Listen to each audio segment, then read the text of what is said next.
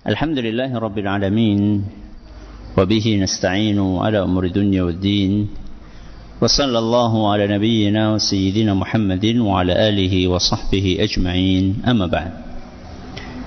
Kita panjatkan puja dan puji syukur kehadirat Allah subhanahu wa ta'ala pada kesempatan siang atau pagi menjelang siang yang berbahagia kali ini, hari Senin tanggal 25 Rabiul Awal 1443 Hijriah atau yang bertepatan dengan tanggal 1 November 2021. Kita masih kembali diberi kekuatan, kesehatan, hidayah serta taufik dari Allah Jalla wa'ala, sehingga kita bisa kembali mengikuti pengajian rutin Senin pagi di Masjid Manarul Ilmi di Komplek Pondok Pesantren Tunas Ilmu di Desa Kedung Buluh, Purbalingga ini. Kita berharap semoga Allah Azza wa Jalla berkenan untuk melimpahkan kepada kita semuanya ilmu yang bermanfaat sehingga bisa kita amalkan sebagai bekal untuk menghadap kepada Allah Jalla wa Ala. Allahumma amin. Salawat dan salam semoga senantiasa tercurahkan kepada junjungan kita Nabi Agung Muhammad sallallahu alaihi wasallam, kepada keluarganya, sahabatnya dan umatnya yang setia mengikuti tuntunannya hingga di akhir nanti. Ibu-ibu yang kami hormati dan juga segenap pendengar serta pemirsa yang dirahmati oleh Allah Azza wa Jalla, alhamdulillah kita bisa kembali mengikuti kajian kita fikih pendidikan anak. Kali ini memasuki serial nomor 154 mengangkat tema kabar gembira kelahiran bayi. Apakah kelahiran anak itu sesuatu yang membahagiakan? Jawabannya tentu, karena tidak setiap manusia, tidak setiap ayah dan ibu, atau tidak setiap suami dan istri dikaruniai oleh Allah subhanahu wa ta'ala anak.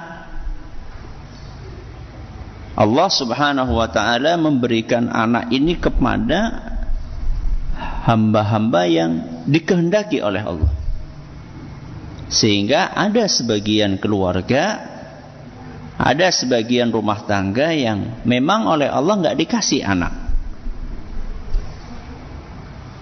Berarti ketika kita diberi kesempatan oleh Allah untuk punya anak, itu adalah sebuah anugerah. Dan biasanya ketika kita merenungi nikmat ini, maka kita akan bahagia. Kita akan bahagia, apalagi ketika kita melihat kanan dan kiri kita banyak rumah tangga yang sepi karena belum dikaruniai oleh Allah subhanahu wa ta'ala anak. Bahkan tidak sedikit terjadinya perceraian karena masalah ini, karena belum dikaruniai oleh Allah subhanahu wa ta'ala anak.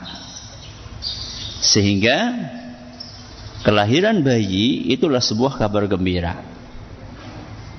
Bahkan berita kehamilan saja itu sudah sebuah kebahagiaan. Ngecek ke lab ternyata kenapa Bu, positif nggak Bu nggih? Positif ya, hamil. Ya, bukan positif COVID nggih. Positif napa? Hamil. Surprise, sebuah kabar gembira. Baru hamil saja sudah kabar gembira, apalagi ketika lahir dan lahirnya dalam keadaan selamat. Sehingga jangan heran kalau para malaikat pun itu memberikan kabar gembira tentang kelahiran anak ini kepada para nabi dan istri-istri mereka. Contoh misalnya di sini saya bawakan kisahnya Nabi Zakaria. Nabi sinten Bu? Nabi Zakaria. Dalam surat Maryam ayat 7 Allah subhanahu wa ta'ala berfirman, Ya Zakaria, wahai Zakaria, inna nubashiruka. Perhatikan, sungguh kami memberikan kabar gembira. Lihat bagaimana Allah subhanahu wa ta'ala menggunakan kata nubashiruka. Kami memberikan kabar gembira. Tentang apa? Bighulamin.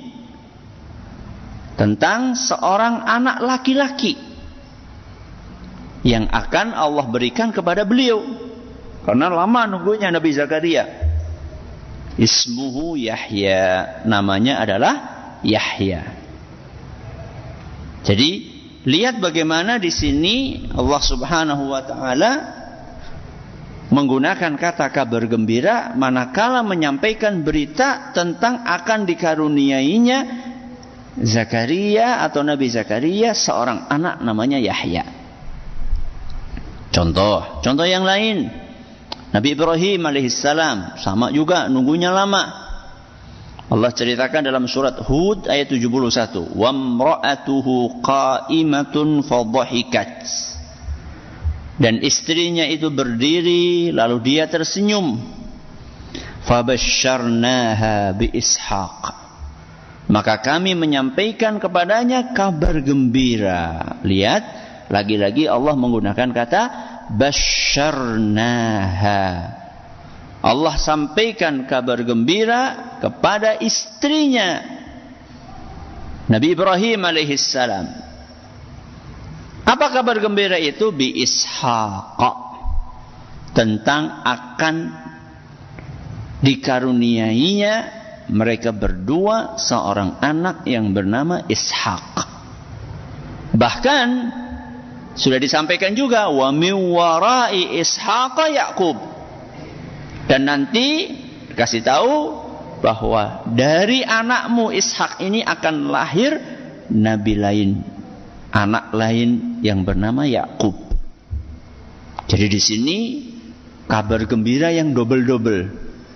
Bukan cuma kamu akan punya anak yang namanya Ishak, kamu juga akan dikaruniai cucu yang bernama Yakub.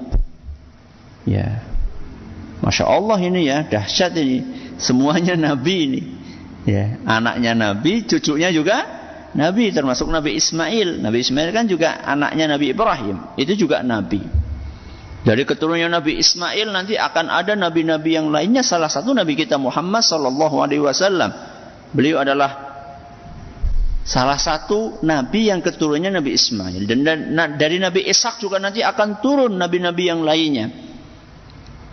Jadi makanya jangan heran kalau misalnya Nabi Ibrahim itu gelarnya adalah Abu al-Anbiya, bapaknya apa?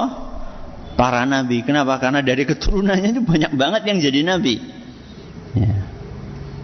Tapi yang perlu kita garis bawahi di sini adalah bagaimana Allah Subhanahu wa taala menggunakan kata busyra atau kabar gembira manakala menyampaikan berita tentang kelahiran anak. Jadi yang namanya ucapan selamat, yang namanya kebahagiaan atas kelahiran bayi, itu adalah sesuatu yang diajarkan dalam agama kita. Itu tuntunan agama.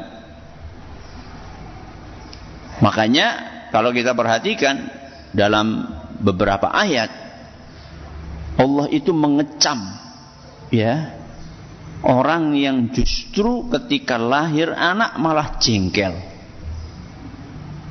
Loh, masa ada Ustadz orang jengkel ketika anaknya lahir? Ada. Orang-orang musyrikin Quraisy, orang-orang jahiliyah, itu ketika dikasih kabar anakmu lahir, nah itu pertanyaannya apa? Laki-laki apa perempuan? Begitu ngomong anakmu perempuan, jengkel. Ya. Ada enggak Bu suaminya jenengan yang seperti itu? Wonten apa mboten Bu? Wadon maning. Wis 5 nomor 6 wadon maning. Wonten apa mboten Bu? Enggak boleh kayak gitu. Ya. Apapun jenis kelaminnya harus disyukuri. Ya. Saya sering menghibur diri saya pribadi dan istri. 4 anak itu laki-laki semua. Pertama laki-laki, kedua laki-laki, ketiga laki, 4 ke laki-laki. Sudahlah, laki-laki yang udah apa-apa, nanti kan mantunya insya Allah apa? Perempuan. Masa mantunya laki-laki? Ya LGBT namanya. Saya hibur istri. Udahlah, enggak apa-apa laki-laki semua, malah paling ayu nang omah kan. Ya, kalau perempuan semua bapaknya paling napa? Paling ganteng. Sudah santai aja. Panjenengan yang anaknya perempuan semua, enggak usah khawatir, nanti akan punya menantu napa? Laki-laki. Yang anaknya laki-laki enggak usah khawatir, akan ada menantu perempuan. Kenapa jadi masalah? Jadi Allah justru sengaja menciptakan anak itu ada yang laki-laki dan ada yang perempuan, karena kelangsungan kehidupan manusia itu tidak akan terjadi kalau nggak ada laki-laki dan perempuan. Manusia itu tidak akan bisa beranak pinak, tidak akan bisa punya keturunan kalau semuanya satu jenis kelamin, laki-laki semua atau apa? Perempuan semua. Jadi yang namanya hubungan itu bukan hanya sekedar antara manusia, itu bukan hanya sekedar melulu hubungan seksual. Ya. Seperti yang dipahami oleh sebagian orang yang mengkampanyekan LGBT, ya. Udah lagi ini masalah cinta, bukan sekedar masalah cinta, tapi untuk menjaga keberlangsungan manusia. Ya kalau misalnya Joni nikahnya sama Joko, pripun jajal Bu? Ya. Siti nikahnya sama Maryam, gimana coba? Cocoknya Joko nikahnya sama Maryam, Siti nikahnya sama Joni. Ya. Karena salah satu tujuan pernikahan itu adalah untuk menjaga keberlangsungan kehidupan manusia. Sehingga jangan mau kita dipengaruhi dengan propaganda, ya, yang mengatakan tidak apa-apa, ya, laki-laki nikah sama laki-laki, perempuan nikah sama apa? Perempuan, dan ini lagi berusaha digolkan, naudzubillahi min dzalik, bukan hanya di negara barat tapi mulai dibawa ke negeri kaum muslimin. Ya, dengan alasan kesetaraan apa? Gender, ya. Gender gue untuk panganan sing kae ya, Bu. Sing sekang napa, Bu? Jagung bukan ya. Gender di sini itu maksudnya adalah ya apa yang mereka promokan, kesetaraan gender, ya. Ini adalah given, ya, pemberian dari Allah. Enggak, itu bisa dirubah. Itu bisa dirubah. Jadi kembali kepada tema kita bahwa apapun anak yang dikaruniakan oleh Allah Subhanahu wa taala, laki-laki atau perempuan, harus disyukuri. Nah, Allah Subhanahu wa taala bercerita tentang kaum musyrikin di zaman jahiliyah ketika anaknya terlahir perempuan. Dalam surat An-Nahl ayat 58 sampai 59. Allah Subhanahu wa taala bercerita, wa idza busyira ahaduhum bil untha dhalla wajhuhu muswaddan wa huwa kadhim. Apabila ada seorang dari mereka, yaitu musyrikin jahiliyah, dikasih kabar tentang kelahiran anaknya tapi perempuan, maka wajahnya langsung hitam. Ya, jadi kalau bahasa kita marah itu merah padam. Merah padam, ya wis ora abang maning. Sampai apa? Sampai hitam. Kadhim wa huwa kadhim, saking jengkelnya, saking marahnya. Ya. Jadi saking malunya, yatawara minal qaumi ma min su'i ma busyira bih. Yatawara minal qaumi min su'i ma busyira bih. Saking malunya dia punya anak perempuan, dia akan mengucilkan dirinya dari orang banyak karena kabar buruk itu. Dia nggak mau ketemu sama teman-temannya, nggak mau ketemu sama tetangganya, malu. Subhanallah, punya anak perempuan apa, Bu? Malu. Ini adalah pola pikirnya orang-orang jahiliyah dahulu. Sangat merendahkan perempuan. Ya. Islam datang memuliakan perempuan, yaitu dengan memposisikan perempuan pada porsinya. Itulah memuliakan perempuan. Ya, jadi memuliakan perempuan itu bukan berarti semuanya disamakan dengan laki-laki, bukan. Itu bukan memuliakan, bukan seperti itu konsepnya dalam Islam. Jelas-jelas Allah Subhanahu wa taala mengatakan laisa dzakaru kal untha wa laisa dzakaru kal untha. Laki-laki itu berbeda dengan perempuan. Jadi kesetaraan gender itu bukan berarti perempuan diberi kesempatan sama persis seperti laki-laki dalam 10 jenis pekerjaan. Sing lanang macul berarti sing wadon macul gitu. Ya, bukan seperti itu. Tapi diposisikan sesuai dengan posisi yang pas buat perempuan tersebut. Ya. Jadi Islam datang untuk memuliakan perempuan. Di saat orang-orang jahiliyah mereka malu punya anak perempuan, ya, bahkan di sini diceritakan ayumsikuhu ala hunin am yadussuhu fit turab. Ada dua kemungkinan. Orang-orang jahiliyah dulu kalau ternyata bayi yang lahir perempuan ada dua kemungkinan. Kemungkinan yang pertama akan dibiarkan perempuan itu dipelihara sampai besar, tapi dalam keadaan mereka merasa terhina. Allahu Akbar. Dikasih anak malah merasa apa? Terhina. Am yadussuhu fit turab, atau kemungkinan yang kedua, anak perempuan itu semenjak kecil akan mereka kubur hidup. Wa idzal mau'udatu su'ilat bi ayyi dzambin qutilat.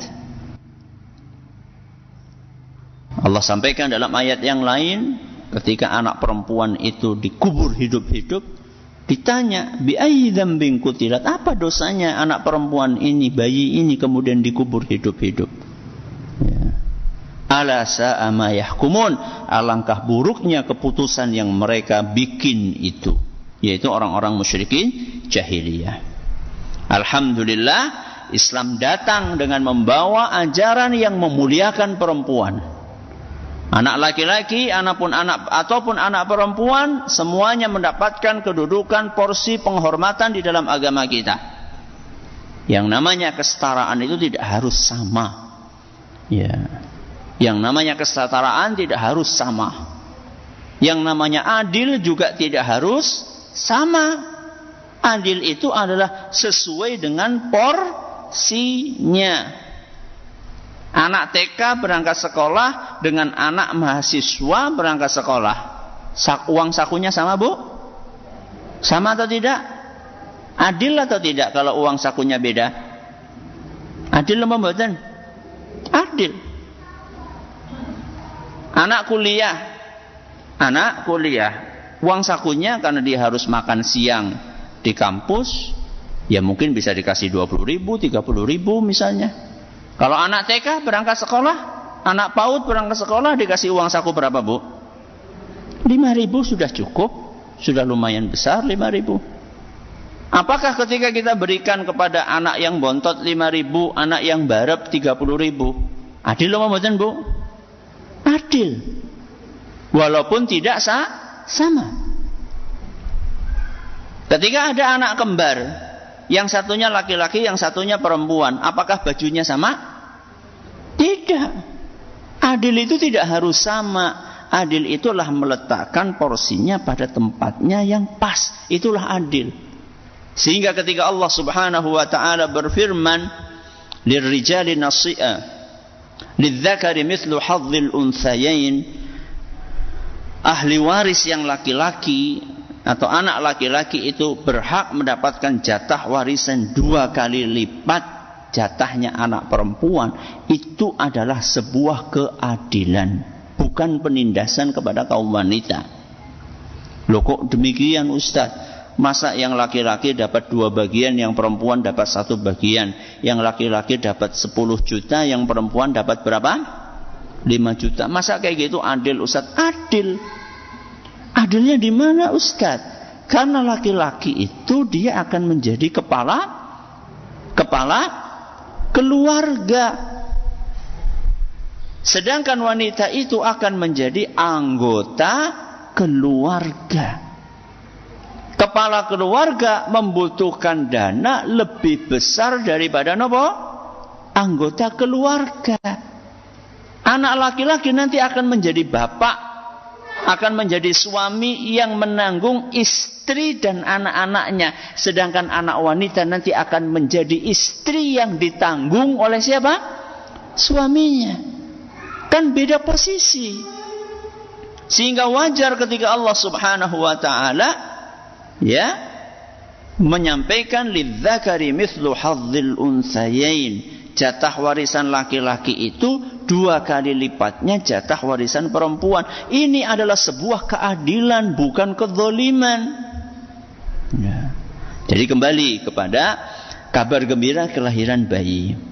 Nah, kalau misalnya bayi itu lahir, kemudian kita ingin menjenguk atau ingin mengucapkan ucapan selamat, apa sebaiknya doa yang diucapkan? Kalau dari hadis Nabi SAW, secara khusus kami belum tahu adanya redaksi tertentu tentang bacaan ucapan selamat ketika bayi lahir. Tapi yang kami temukan di sini adalah sebuah doa yang diucapkan oleh Al-Hasan Al-Basri rahimahullah. Al-Hasan Al-Basri itu adalah salah seorang dari generasi tabi'in, muridnya para sahabat. Apa redaksi itu nanti kita akan bacakan. Jadi kisahnya, suatu hari kata Abu Bakar Ibnul Munzir, Al-Hasan Al-Basri rahimahullah kedatangan seorang tamu. Nah, ketika tamu itu datang, ternyata di situ sudah ada orang lain. Nah, orang lain ini baru punya anak. Nah, si tamu itu kemudian mengucapkan selamat ya, mudah-mudahan nanti anakmu menjadi penunggang kuda. Ucapan selamatnya adalah mudah-mudahan anakmu jadi penunggang kuda. Kenapa? Karena memang pada saat itu salah satu kebanggaan di antara mereka adalah anak yang bisa naik kuda. Itu sebuah kebanggaan buat mereka. Nah, Imam Al-Hasan Al-Basri ketika mendengar ucapan selamat tadi, maka beliau pun menegur si tamu tadi. Emang kamu tahu dari mana dia akan jadi penunggang kuda atau penunggang keledai? Ngertos keledai nggih, Bu, nggih? Sanes kedelai nggih? Ya, keledai. Keledai ya tunggangan juga, tapi tunggangan level bawah lah. Ya, kalau kuda itu level atas. Ya mungkin kalau sekarang ya mungkin nggih antara motor dengan apa? Sepeda ontel. Mungkin kira-kira seperti itulah ya. Maka begitu mendengar redaksi doa yang disampaikan oleh si tamu tadi, Al-Hasan Al-Basri negur. Lah emang kamu tahunya dari mana? Anak ini bakalan jadi penunggang kuda atau penunggang keledai? Nah, si tamu itu malah balik bertanya, loh, terus kalau gitu apa yang seharusnya saya ucapkan? Apa yang sebaiknya saya ucapkan kalau saya ketemu dengan orang yang baru dapat bayi? Maka Al-Hasan Al-Basri menjawab, ucapkanlah burikalaka fil mauhub wa syakartal wahib wa ruziqta birrah wa balagha asyuddah. Sampun apal? Sampun apal apa dereng ya. Burikalaka fil mauhub wa syakartal wahib wa ruziqta birrah wa balagha asyuddah. Ayo kita baca bareng-bareng. Saya dulu. Burikalaka fil mauhub. Monggo. Wa syakartal wahib wa ruziqta birrah wa balagha asyuddah. Sekali lagi, burikalaka fil mauhub wa syakartal wahib wa ruziqta birrah wa balagha asyuddah. Ayo bareng-bareng, 1, 2, 3. Burikalaka fil mauhub wa syakartal wahib wa ruziqta birrah wa balagha ashuddah. Coba ibu-ibu sendirian, 1, 2, 3.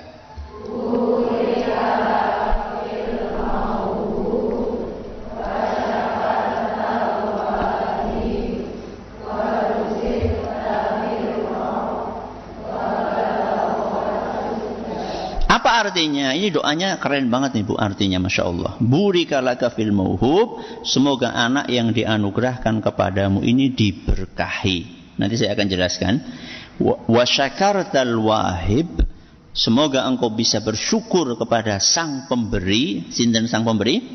Allah. Wa ruziqta birrah, serta engkau dikaruniai baktinya. Baktinya siapa?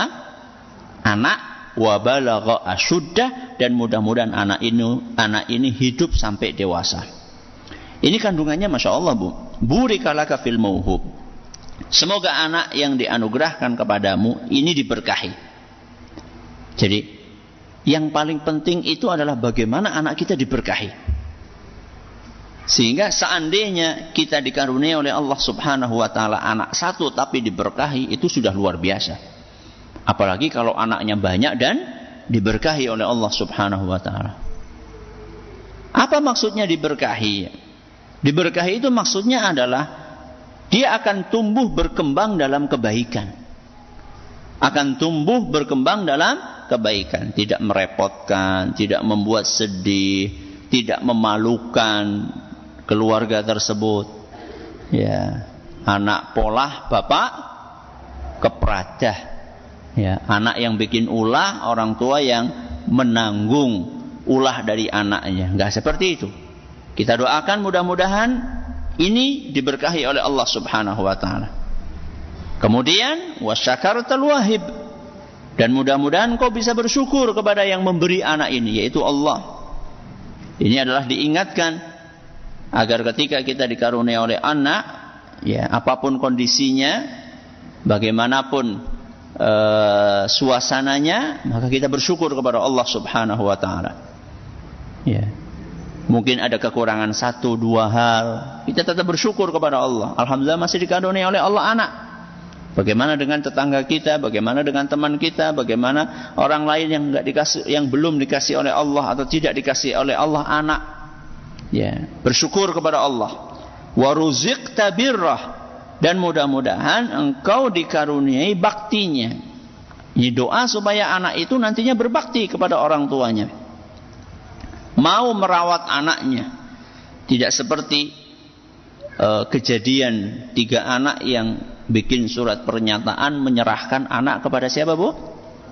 Kepada panti jompo. Bayangkan Bu, 3 anak tanda tangan di atas materai menyerahkan ibunya yang sudah sepuh, ya, kepada panti jompo.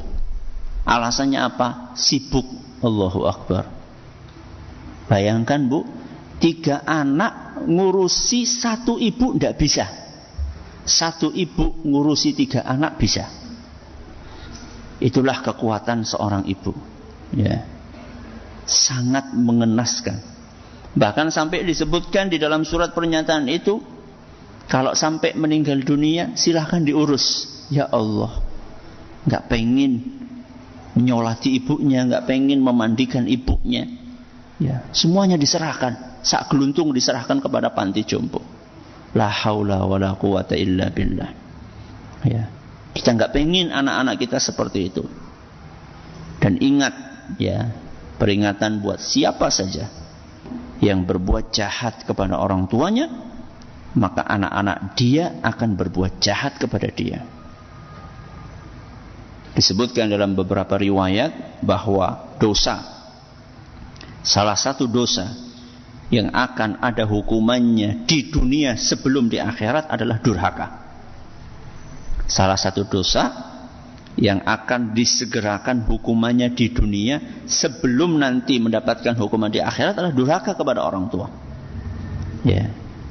Sehingga di sini kita doakan apa? Wa ruziqta birrah. Mudah-mudahan nanti engkau bisa menikmati kebaktian dari anakmu kepadamu. Mudah-mudahan anakmu ini nanti Apapun jenis kelaminnya, laki-laki atau perempuan, dia bisa berbakti kepadamu. Jumlahnya 1 atau 2 atau 3, mudah-mudahan mereka bisa berbakti kepadamu. Yang terakhir, wa balagha asyuddah, dan mudah-mudahan anakmu ini hidup sampai dewasa. Ya. Doa buat si anak itu, mudah-mudahan anak ini bisa bertahan hidup. Karena kita juga sering mendengar kabar, menemukan ada anak yang Masya Allah lagi lucu-lucunya, Allah takdirkan nyawanya dicabut oleh Allah Azza wa Jalla. Ya, maka kita doakan mudah-mudahan anak ini dewasa, hidup sampai dewasa. Ini adalah doa yang diajarkan oleh Al-Hasan Al-Basri untuk kita ucapkan ketika kita ingin muyi. Apa Bu? Muyi. Apa muyi Bu? Mu niku napa? Hah? Bu? Muyi. Napa mu? Nemu bayi. Itu berisi nemu bayi. Mu itu apa ya? Gimuk istilah Jawa Bu. Muyi apa ya? Pokoknya nengok bayi lah ya. Intinya nengok bayi. Jadi kalau kita ingin muyi, ya nengok bayi, atau ada berita lewat WA kepada kita tentang seseorang yang baru punya anak, maka ucapkanlah doa kebaikan untuk bayi tersebut. Ini selain menyenangkan hati, ya, selain menyenangkan hati dari orang yang baru punya bayi, itu juga akan semakin mempererat hubungan persaudaraan antara sesama muslim. Ya syukur-syukur nggak cuma doa, ya syukur-syukur bawa apalah, ya bawa apa kira-kira yang cocok ya buat bayi itu. Dan sebelum berangkat tanya dulu, ini bayinya laki-laki atau perempuan. Gua kadung gawa klambi nggo bocah wadon jebule bayine napa lanang, ya tanya dulu ya. Ini yang bisa kita pelajari pada kesempatan kali ini. Mudah-mudahan bermanfaat buat kita semuanya. Silahkan kalau ada pertanyaan bisa disampaikan. Ya. Baik, terima kasih Ustaz. Jazakumullah khairan atas materi yang telah disampaikan. Berikut kami bacakan pertanyaan-pertanyaan yang telah masuk ke redaksi radio. Pertanyaan pertama mengajukan 2 pertanyaan sekaligus Ustaz. Yang pertama, Assalamualaikum warahmatullahi wabarakatuh. Waalaikumsalam warahmatullahi wabarakatuh. Bagaimana dalam Islam apabila ingin menunda mempunyai anak, misalkan 1 tahun atau lebih setelah baru menikah, karena ingin berpacaran dulu dengan istri? Yang kedua, bagaimana dalam Islam bila ingin menikah tapi kekurangan ekonomi atau penghasilannya belum banyak? Silakan Ustaz. Pengen menikah itu apa? Yang pertama, yang kedua tadi ingin menikah tapi penghasilannya belum banyak Ustaz. Ya. 2 pertanyaan. Yang pertama, boleh nggak menunda punya anak? Menunda punya anak karena pengen pacaran dulu. Masya Allah. Pacaran sama istri maksudnya ya. Boleh atau tidak? Saya pikir itu bukan alasan yang dibenarkan ya. Bukan alasan yang bisa diterima. Bukan alasan yang bisa diterima. Kecuali kalau misalnya alasan yang darurat ya. Itu tidak apa-apa. Tapi kalau misalnya alasannya pengen berbulan madu dulu misalnya sama istri, itu saya pikir bukan alasan yang syar'i ya. Sehingga sebaiknya ya udah mengalir aja ya, mengalir aja.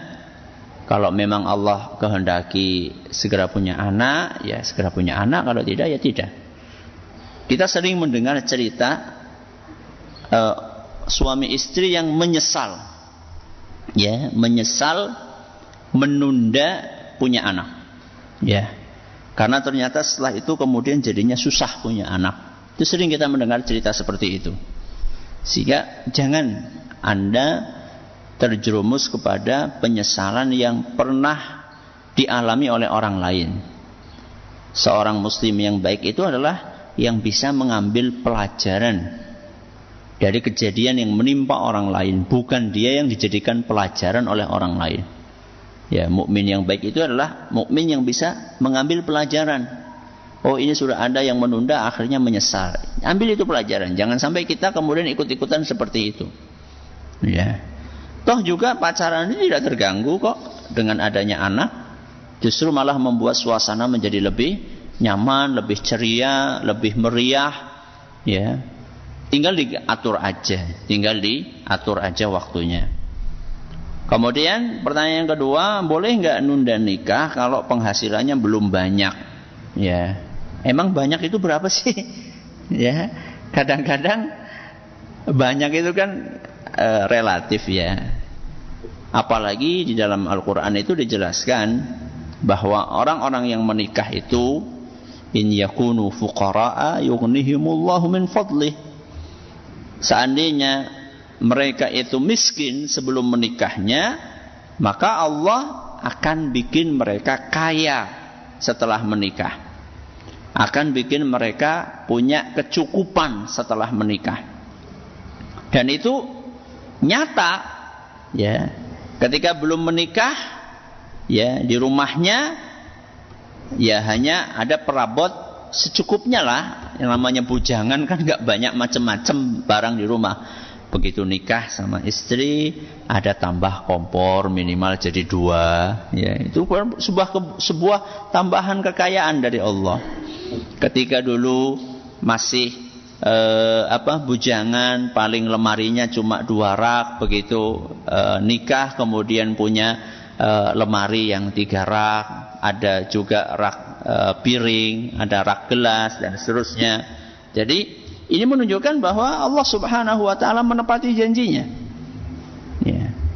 Jadi justru ketika Anda menikah itu maka akan ditambah oleh Allah Subhanahu wa taala penghasilannya.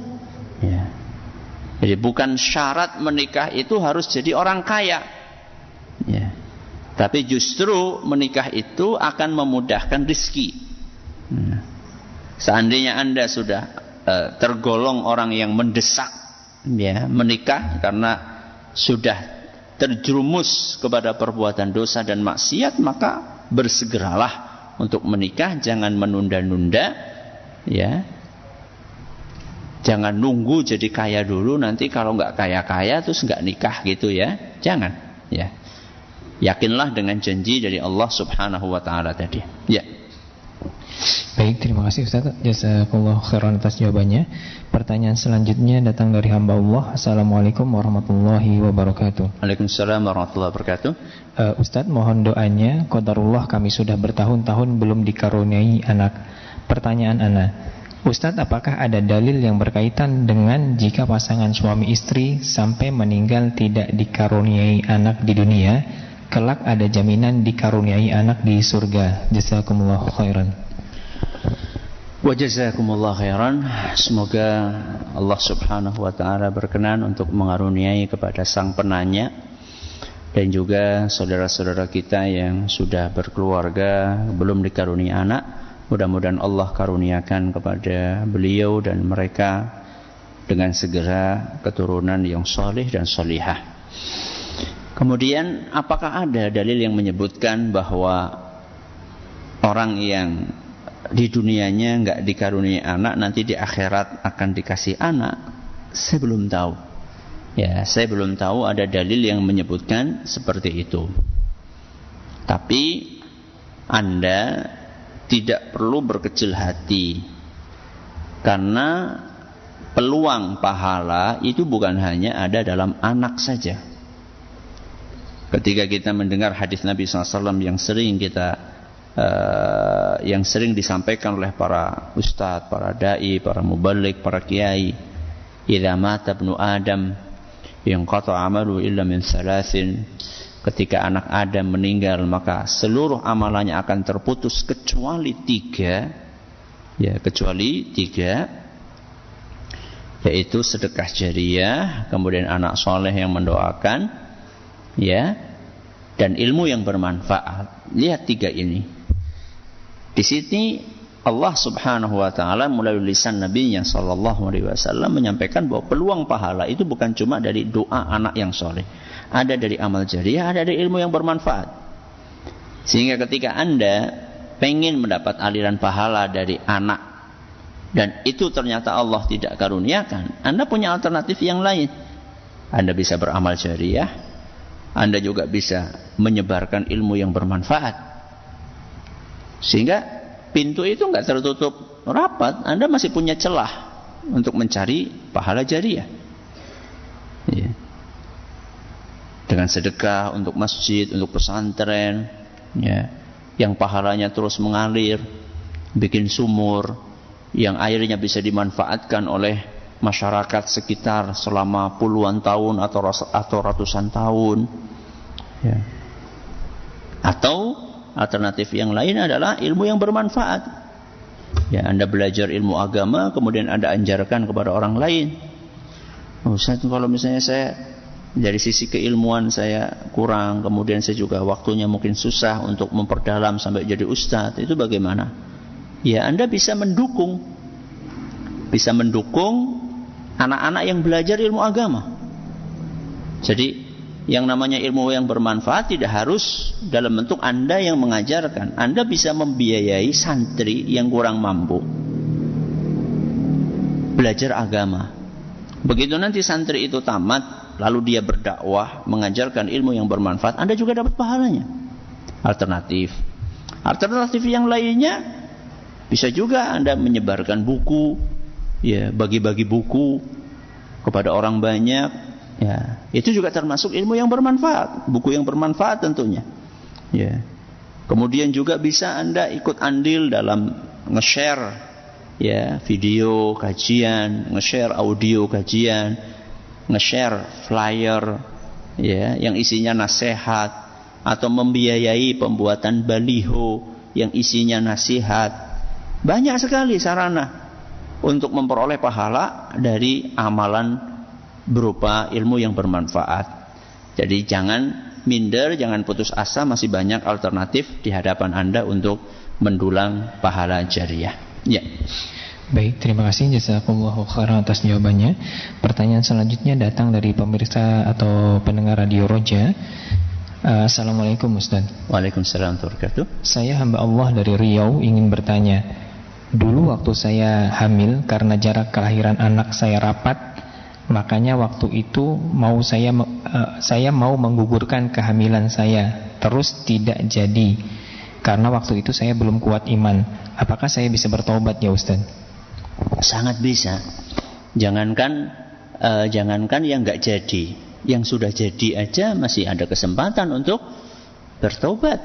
Ya, Allah Subhanahu wa taala menyampaikan, "Qul ya ibadiyalladzina asrafu ala anfusihim la taqnatu min rahmatillah." Sampaikanlah kepada hamba-hambaku yang sudah melampaui batas, banyak berbuat dosa. La taqnatu min rahmatillah. Jangan kalian putus asa dari rahmat Allah. Innallaha yaghfiru dzunuba jami'ah. Sesungguhnya Allah itu akan mengampuni semua dosa, semua dosa. Bahkan syirik pun, ya, syirik pun dosa yang paling besar. Seandainya pelakunya mau tobat, itu akan diampuni sama Allah. Innallaha yaghfiru dzunuba jami'ah. Allah itu akan mengampuni semua dosa, jami'an, semuanya. Ya. Jadi kesempatan taubat terbuka di hadapan Anda. Apalagi Anda nggak jadi menggugurkan. Ya. Seandainya jadi pun, naudzubillahi min dzalik, tetap ada peluang untuk bertobat. Apalagi tidak jadi. Ya. Jadi jangan putus asa dari rahmat Allah Subhanahu wa taala. Ya. Baik, terima kasih jazakumullahu khairan atas jawabannya. Pertanyaan selanjutnya, mohon maaf Ustaz, ini agak panjang pertanyaannya. Assalamualaikum warahmatullahi wabarakatuh. Waalaikumsalam warahmatullahi wabarakatuh. Semoga Ustaz dan sekeluarga serta tim senantiasa dalam perlindungan Allah. Afwan Ustaz, saya ingin bertanya. Saya mempunyai saudara perempuan yang sedang hamil. Sebelumnya 3 kali pernah mengalami keguguran, dan 1 kali sudah lahir, tetapi di umur 2 bulan meninggal dunia. Terjadi dalam jangka waktu 4 tahun. Saya dulu pernah mendengar pembicaraan para orang tua ketika beberapa hari setelah anak keempat yang meninggal. Katanya jika nanti dikaruniakan kembali anak, pura-pura dibuang di pinggir jalan. Dan jika nanti dikaruniakan anak lagi, pura-pura anak tersebut dibuang di pinggir jalan, dan nanti dari saudaranya ada yang mengambil, tapi dikembalikan lagi ke orang tuanya. Karena katanya sebagai syarat supaya tidak keguguran lagi gitu. Bagaimana menyikapi hal tersebut? Saya takut ini termasuk dalam kesyirikan. Jazakumullah khairan. Itu termasuk khurafat. Termasuk apa? khurafat. Khurafat itu adalah sesuatu perbuatan ritual yang tidak ada landasannya dari agama kita. Ya. Cuma berdasarkan cerita katanya dan katanya. Tidak perlu digitukan. Ya, tidak perlu digitukan. Kalaupun itu sudah terlanjur dijanjikan, sudah enggak usah dikerjakan. Ya, karena tidak ada kewajiban untuk menunaikan janji yang isinya atau muatannya tidak atau bertentangan dengan aturan agama. Ya, tidak perlu dijalankan. Yang ada adalah begitu bayi itu lahir, sekarang ini sebelum bayi lahir, jaga kesehatan, kemudian banyak berzikir, banyak berdoa, sebagaimana yang pernah saya sampaikan pada serial sebelumnya. Ya, silahkan saudara penanya atau saudari penanya lihat rekaman yang seri 150, 51, 52, 53 itu saya berbicara tentang bagaimana agar bayi itu lahir dengan keadaan selamat. Ya, begitu lahir dalam keadaan selamat, kemudian seperti kemarin kita sampaikan diadzani, ya, nanti di hari yang ke-7 diakikahi. Sudah ikuti aja tuntunan agama. Ya, mudah-mudahan dengan demikian akan dijaga oleh Allah Subhanahu wa taala. Mudah-mudahan dengan demikian akan dijaga oleh Allah. Seandainya kemudian ternyata Allah menakdirkan hal yang berbeda, ya, misalnya Allah takdirkan naudzubillahi min dzalik kemudian meninggal lagi, mudah-mudahan tidak, maka yakinlah itulah takdir atau ketetapan yang terbaik dari Allah Subhanahu wa taala, sepahit apapun. Jangan kemudian mencari kambing hitam. Wah, ini gara-gara kemarin enggak dibuang di jalan, akhirnya jadi kayak gini. Jangan. Itu pasti dari syaitan. Ya, bisikan itu pasti dari syaitan. Ya, ketika kita meninggalkan sesuatu karena Allah, kemudian kita tertimpa hal yang tidak kita sukai, ya, itulah bagian dari kasih sayang Allah kepada kita. Ya. Kita tinggalkan ritual tadi karena kita yakin itu tidak sesuai dengan aturan agama. Jadi kita tinggalkan itu karena kita pengen patuh kepada Allah.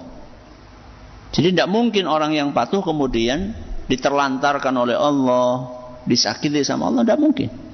Ya. Seandainya terjadi sesuatu yang kemudian membuat kita sedih, itulah bagian dari rencana Allah Subhanahu wa taala untuk memberikan yang terbaik buat Anda. Walaupun kita belum paham baiknya di mana. Ya. Kita sebagai seorang muslim, sebagai seorang hamba, ya, yang diciptakan oleh Allah, kita harus yakin betul apapun yang ditakdirkan oleh Allah untuk hambanya yang beriman, pasti itu yang terbaik. Sepahit apapun kondisinya. Wallahu a'lam bishawab. Ya. Baik, terima kasih, jazakallahu khairan. Pertanyaan selanjutnya datang dari pendengar dan juga pemirsa Roja. Assalamualaikum Ustaz. Waalaikumsalam warahmatullahi wabarakatuh. Bagaimana hukumnya bila suami istri bersepakat tidak ingin lagi mempunyai anak karena penyakit yang diderita istri? Penyakit yang diderita istri. Sebelumnya kami dikaruniai 3 anak laki-laki, tapi sudah meninggal semua karena lahir prematur 5 bulan dalam kandungan. Mohon pencerahannya Ustaz, terima kasih. Seandainya sakitnya itu betul-betul bisa membahayakan nyawa, ya, dari istri, dan itu disampaikan oleh seorang dokter muslim yang amanah, maka tidak apa-apa Anda memutuskan itu, ya. Tapi seandainya dokter mengatakan ini masih bisa punya anak, hanya saja mungkin membahayakan kesehatan si ibu, tapi nggak sampai membahayakan nyawanya, ya mungkin pusing-pusing atau mungkin jadi misalnya ada gangguan apa, dan ini tidak terkait dengan nyawa sang ibu. Seandainya tidak terkait dengan sang nyawa, maka seandainya tidak terkait dengan nyawa sang ibu, maka sebaiknya Anda berikhtiar lagi untuk punya anak. Tapi seandainya dokter mengatakan wah ini bahaya, kalau misalnya tetap sang wanita ini hamil, nanti bisa nyawanya yang melayang misalnya, berdasarkan prediksi kedokteran demikian, berdasarkan penelitian demikian, maka tidak apa-apa Anda mengambil keputusan itu, ya. Tapi syaratnya yang menyampaikan itu seorang dokter yang muslim, ya, yang terpercaya, yang kredibel, ahli di bidangnya. Silahkan, tidak apa-apa. ya silahkan, tidak apa-apa. Sambil tentunya bertawakal kepada Allah Subhanahu wa taala. Kalau memang kata dokter tidak apa-apa, cuman memang ya akan mengganggu kesehatan sang ibu tapi nggak sampai nyawa. Ya, Anda berikhtiar lagi sambil berdoa kepada Allah. Ya, tidak ada sesuatu yang mustahil bagi Allah. Terakhir, Bapak Ibu, para pendengar, para pemirsa, ketika kita mendengar kasus-kasus seperti yang tadi ditanyakan, ya, ada yang 3 kali keguguran, kemudian ada yang lahir anaknya baru 2 bulan meninggal dan seterusnya, atau bahkan ada yang sampai wafatnya tidak dikaruniai anak, maka kita yang oleh Allah Subhanahu wa taala dikaruniai anak, kita harus banyak bersyukur kepada Allah. Harus banyak bersyukur kepada Allah. Karena apa yang tadi saya sampaikan di depan, di awal kajian ini, banyak orang yang merindukan kehadiran anak, tapi oleh Allah Subhanahu wa taala belum dikaruniai itu, banyak ternyata. Dan itu adalah sebuah fakta yang ada di lapangan. Barusan kita dengar pertanyaan-pertanyaan itu. Sehingga seandainya kita termasuk orang yang dikaruniai oleh Allah anak, maka syukuri. Cara mensyukurinya bagaimana? Dirawat yang baik. Jangan anak kita diabaikan, sibuk main HP, sampai anaknya nggak betah tinggal di rumah karena dicuekin sama orang tuanya yang kesehariannya mainan HP terus. Ya, itu nggak bersyukur namanya kepada Allah. Ya. Di saat orang lain mereka merindukan anak, kita dikasih oleh Allah anak, terus kita abaikan, kita terlantarkan gara-gara kita sibuk main FB, atau kita sibuk main Twitter, atau sibuk jawabin WA, atau baca statusnya orang. Apa ini? Ini bukan syukur kepada Allah Subhanahu wa taala. Syukuri anak tersebut dengan merawat, dengan memperhatikan, dengan mendidik, ya, dengan menyayangi, ya, dengan ngajari mereka kebaikan. Syukuri hal tersebut. Ya. Jangan sampai gara-gara kita enggak bersyukur kemudian nikmat itu dicabut. Allah mampu untuk mencabut nikmatnya tersebut. La in syakartum la azidannakum wa la in kafartum inna adzabi lasyadid. Seandainya kalian bersyukur, maka aku akan tambah nikmat itu. Kalau kita syukuri anak ini akan berkembang dalam kebaikan, menjadi anak yang solih, yang berbakti kepada orang tuanya. Wala in kafartum, tapi kalau seandainya kalian sebaliknya kufur dengan nikmat itu, kalian abaikan anak itu, kalian terlantarkan anak itu karena kalian sibuk dengan hal-hal yang tidak bermanfaat, ya, inna adzabi lasyadid, maka sesungguhnya siksaanku itu sangat pedih.